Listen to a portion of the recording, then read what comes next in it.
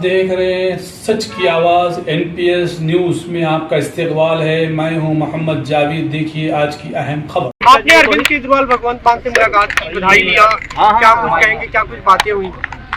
आज आम आदमी पार्टी के सुप्रीमो श्री अरविंद केजरीवाल साहब से स्पेशली मिलने के लिए आए, क्योंकि इनके आशीर्वाद से, मुख्यमंत्री साहब के आशीर्वाद से जो पंजाब में बाई इलेक्शन हुआ है जलंधर का, तो उसमें बहुत बड़ा जो जन समर्थन है जलंधर के लोगों का मिला है। सो इसलिए मैं अरविंद जी का धन्यवाद करने के लिए आया हूं।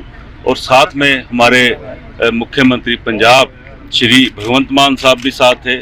सो मैं समझता हूं कि आम आदमी पार्टी ने जो पंजाब में जो एक साल में जो काम किए हैं, जन कार्य किए हैं, उनकी वजह से बहुत बड़ा जो समर्थन है पंजाब में जलंधर के लोगों ने जो आम आदमी पार्टी के हक में दिया है। रिंकू जी, बात क्या हुई आज, क्योंकि पार्टी सुप्रीमो से आप मिले हैं और